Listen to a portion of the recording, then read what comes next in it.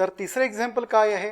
33,568 भागिला 321, 33,568 divided by 321. Divisor काय आहे? Divisor आहे 321. आता याला फ्लॅग आणि ऍक्च्युअल डिवायझर या फॉर्म मध्ये आपण कसं लिहू शकतो? 3 आणि 21 किंवा 32 आणि 1 या दोन्ही पण फॉर्म मध्ये लिहू शकतो. पण सोपं कुठलं जाईल आपल्याला?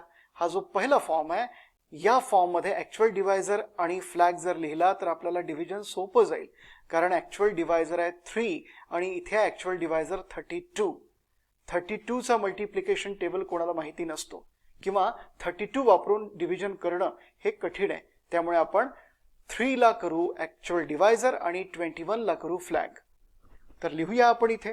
सुरुवातीला लिहू डिव्हिडंड 3, 3, 5, 6 आणि 8 आणि डिवायझर लिहू 3 आणि 21. 3 आहे ऍक्च्युअल डिवायझर आणि 21 आहे फ्लॅग. आता आपल्याला डेसिमल लाईन काढायची आहे. किती डिजिट्स आहेत एकूण फ्लॅग मध्ये? 2 डिजिट्स, 2 डिजिट्स आहे, 1 and 2. ठीक आहे. तर डिव्हिडंड मध्ये राईट साइड कडनं 2 डिजिट्स, 2 डिजिट्स मोजा आणि तितके डिजिट्स सोडून डेसिमल लाईन काढायची. तर डिव्हिजनला ऍक्च्युअल सुरुवात करूया. हा, स्टेप नंबर 1. पहिला डिजिट, लेफ्ट मोस्ट डिजिट 3, या डिजिटला ऍक्च्युअल डिवायझरने डिवाइड करा. कॉशंट किती येतो? 1 आणि रिमाइंडर किती येतो? 0. कॉशंट 1 लिहा 3 खाली आणि रिमाइंडर 0 लिहा ॲज अ प्रिफिक्स. बरोबर, रिमाइंडर लिहा ॲज अ प्रिफिक्स. त्यानंतर स्टेप नंबर 2 मध्ये आता याला वाचणार कसं? 0, 3 म्हणजे काय? 3. लेफ्ट साइडला 0 असल्यामुळे त्याची व्हॅल्यू नाही. 3 याला वाचणार कसं? 3. 3 आहे ग्रॉस डिव्हिडंड.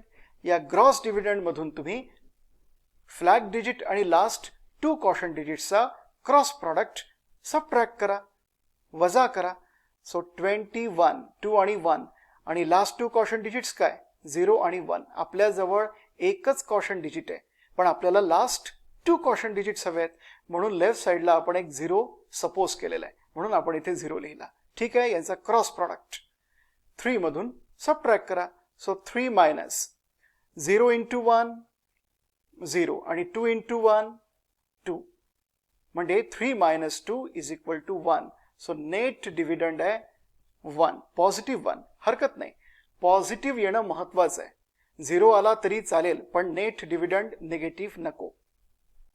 तर net dividend 1, positive net dividend 1 divided by actual divisor 3. किती मिळतो कॉशंट? कॉशंट इज इक्वल टू 0 आणि रिमाइंडर इज इक्वल टू 1. तर कॉशंट 0, रिमाइंडर 1. कॉशंट 0 लिहा ग्रॉस डिव्हिडंड 3 च्या खाली आणि रिमाइंडर 1 लिहा ॲज अ प्रिफिक्स. पुढल्या डिजिटला ॲज अ प्रिफिक्स म्हणून लिहा. पुढला डिजिट काय आहे? 5 आहे आणि रिमाइंडर काय आहे? 1 आहे, म्हणून आपण 1 हा 5 ला प्रिफिक्स म्हणून लिहिला. आता याला वाचायचं कसं? 15, 15. ओके. आता 15 पासून आपल्याला नेट डिव्हिडंड कॅल्क्युलेट करायचं आहे. 15 मायनस काय करायचं आहे? 2 flag digits 2 and 1, cross product of 2 flag digits 2 and 1 and last 2 caution digits, last 2 caution digits 1 and 0. 1 and 0 यांचा क्रॉस प्रॉडक्ट करूया सबट्रॅक्ट. 15 मायनस काय आहे cross product? 1 into 1 plus 2 into 0 equal to 15 minus 1 is equal to 14. 14 आहे positive net dividend. म्हणून या positive net dividend 14 ला divide करा 3 नी, ऍक्च्युअल डिवायझर 3 नी. ऍक्च्युअल डिवायझर 3 काय मिळतो कॉशंट? कॉशंट इज इक्वल टू 3 4 जा 12 म्हणजे 4. कॉशंट 4 आहे, 3 चौक 12. 14 मायनस 12 2. रिमाइंडर किती येणार? 2. रिमाइंडर आहे 2 आणि कॉशंट आहे 4. कॉशंट 4, रिमाइंडर 2. कॉशंट 4 लिहा या 15 खाली म्हणजे क्रॉस डिव्हिडंड 15 खाली आणि रिमाइंडर 2 जो आहे तो लिहा पुढल्या डिजिट 6 ला प्रिफिक्स म्हणून. म्हणजे आता याला वाचायचं कसं? 26. 2 आहे लास्ट स्टेप मधला रिमाइंडर आणि 6 आहे डिव्हिडंड मधला पुढला digit, next digit in the dividend. या नेक्स्ट डिजिटला, पुढल्या डिजिटला मागच्या स्टेप मधला रिमाइंडर आपण ॲज ए प्रिफिक्स म्हणून लिहिला. आता याला वाचणार कसं? 26. 26 आहे ग्रॉस डिव्हिडंड. फोर्थ स्टेप मध्ये ग्रॉस डिव्हिडंड 26 आपण वापरणार. 26 पासून कॅल्क्युलेट करणार नेट डिव्हिडंड. तर 26 मायनस नेट डिव्हिडंड कॅल्क्युलेट करण्यासाठी फ्लॅग डिजिट आणि लास्ट टू कॉशन डिजिट्स यांचा क्रॉस प्रोडक्ट. 21 आणि लास्ट टू कॉशन डिजिट्स काय आहे? 04. 21 and 04. 26 minus 21 and 04. Cross product करूया आणि सबट्रॅक्ट करूया. So 26 minus 01 0 plus 2 into 4 8. So 26 minus, मी डिटेलच लिहितो जेणेकरून तुम्ही स्टेप्स तुमच्या नोटबुकमध्ये लिहू शकाल. 0 into 1 plus 2 into 4 which is equal to 26 minus 01 0 plus 2 4 जा 8. ठीक आहे. 26 मायनस 8 किती? 18. 18 आहे पॉझिटिव्ह नेट डिव्हिडंड. म्हणून या 18 ला तुम्ही ऍक्च्युअल डिव्हायझरनी डिवाइड करा. ऍक्च्युअल डिव्हायझर काय आहे? 3. Quotient is equal to 3 6 the 18. Quotient is 6 and remainder is 0. 18 minus 18 0. 3 6 the 18. 18 minus 18 0. So quotient 6, remainder 0. Quotient 6 लिहा 26 खाली आणि रिमाइंडर 0 लिहा पुढल्या डिजिटला ॲज ए प्रिफिक्स. ठीक आहे. रिमाइंडर लिहायचा, पुढल्या डिजिटला प्रिफिक्स म्हणून लिहायचा. ठीक आहे. तर आता पुढल्या स्टेप मधला ग्रॉस डिव्हिडंड काय आहे? 8. 0 8. 0 आहे रिमाइंडर, 8 आहे पुढला डिजिट, डिव्हिडंड मधला डिजिट. आणि याला एकत्रितपणे आपण कसं वाचतो? 0 8 म्हणजे 8. 0 लेफ्टला असल्यामुळे कुठली व्हॅल्यू नाही आहे, म्हणून ग्रॉस डिव्हिडंड आहे 8. पुढल्या स्टेपमध्ये ग्रॉस डिव्हिडंड 8 आपल्याला वापरायचं आहे. मात्र त्यापूर्वी व्हिडिओ पॉज करून या 3-4 स्टेप्स लिहून घ्या. पॉज करा आणि या 3 स्टेप्स लिहा. पुन्हा पॉज करा आणि ही 4थी स्टेप लिहून घ्या. Okay. Step number 5. Step number 5. Gross dividend 8 minus 2 flag digits, cross product of 2 flag digits and last 2 caution digits. Last 2 caution digits. 4 6 cross product which is equal to 8 minus 4 into 1 plus 2 into 6 is equal to 8 minus किती? 4 1 are 4 plus 2 6 are 12. 12 plus 4 16. 8 minus 16. या वेळेला net dividend negative number आलेला आहे. याचा अर्थ असा, net dividend negative आलेला आहे याचा अर्थ असा की लास्ट स्टेप मध्ये तुम्ही डिव्हिजन हे एक्सेस केलेलं आहे. लास्ट स्टेप मध्ये जरा जास्ती डिव्हिजन केलेलं आहे. तर आता ते कमी करूया. कसं करणार कमी? लास्ट कॉशन डिजिट जो आहे तो 1 नी कमी करायचा, म्हणजे हा कॅन्सल करायचा, या ठिकाणी 5 लिहायचं, म्हणजे 6 minus 1 5. आणि त्याच वेळेला at the same time last step मधल्या रिमाइंडर मध्ये ऍक्च्युअल डिव्हायझर ऍड करायचा, म्हणजे 0 प्लस 3 किती? 3. 0 कॅन्सल करा. आता ग्रॉस डिव्हिडंड किती आहे? 38 आणि लास्ट कॉशन डिजिट किती आहे? 5. 38 and 5 या 2 व्हॅल्यूजला घेऊन हीच स्टेप रिपीट करा. 38 मायनस 2 फ्लॅग डिजिट्स 2 and 1 आणि 4 and 5. पहा इथे 6 होता मागच्या स्टेपमध्ये, आता तो 5 झालेला आहे, आपण रिड्यूस केलेला आहे. म्हणून क्रॉस प्रॉडक्ट, यांचा क्रॉस प्रॉडक्ट सबट्रॅक्ट करा. सो 38 मायनस 4 1 जा 4 प्लस 2 5 जा 10. ठीक आहे ना? म्हणजे किती? 38 मायनस 4 1 जा 4 2 5 जा 10 म्हणजे 4 प्लस 10 14. किती येतं उत्तर? 8 minus 4 4. 24. 24. नेट डिव्हिडंड पॉझिटिव्ह आहे 24. म्हणून या 24ला आता तुम्ही ॲक्च्युअल डिवायझर 3 नी डिवाइड करा. किती येतं उत्तर? कॉशंट किती येतो? 3 8 जा 24. म्हणजे कॉशंट आहे 8 आणि 24 minus 24 0. So remainder is 0. Quotient 8, remainder 0. Quotient 8 लिहा 38 खाली आणि रिमाइंडर 0 कुठे लिहायचा? पुन्हा एक 0 वाढवा आणि त्याला प्रिफिक्स म्हणून रिमाइंडर 0 लिहा. आणि ग्रॉस डिव्हिडंड आहे 0. आता नेट डिव्हिडंड कॅल्क्युलेट करूया पुढल्या स्टेपमध्ये. 6th स्टेपमध्ये gross dividend 0 minus flag digits 2 1 and last 2 caution digit 5 and 8. 2 1 5 8. आता लक्षात घ्या मित्रांनो, 0 मायनस याची तर कुठली तरी पॉझिटिव्ह व्हॅल्यू येणार आहे. 0 मायनस ती पॉझिटिव्ह व्हॅल्यू म्हणजे उत्तर हे निगेटिव्ह येणार आहे की नाही. म्हणून या कॅल्क्युलेशन मध्ये तुम्ही पडायचंच नाही, कारण तुम्ही कन्फर्म आहात की नेट डिव्हिडंड आपला निगेटिव्ह येणार आहे. तर हे सगळं करण्यापेक्षा आता आपण डायरेक्ट लास्ट कॉशन डिजिटची व्हॅल्यू डायरेक्ट रिड्यूस करूया.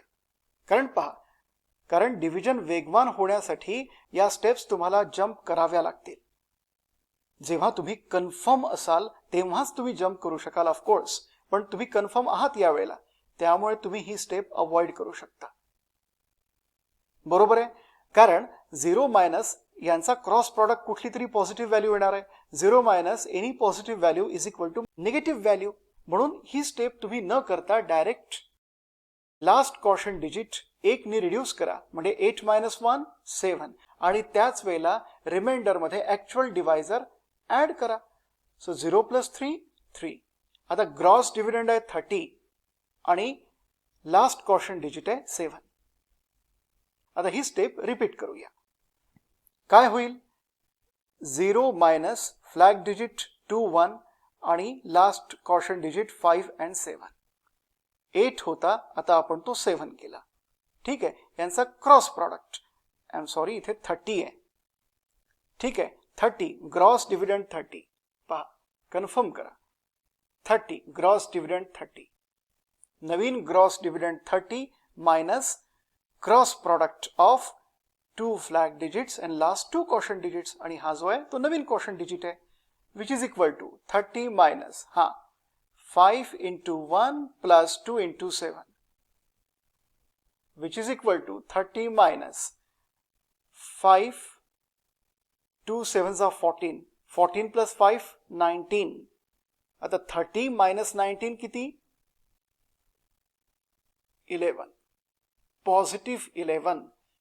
नेट डिव्हिडंड आहे पॉझिटिव्ह, त्यामुळे या 11 ला तुम्ही डिवाइड करू शकता ॲक्च्युअल डिवायझरने. ठीक आहे, so quotient is 3 3s are 9 आणि remainder is 2. 3 3s are 9 and remainder is 2. तर quotient 3 आणि remainder 2.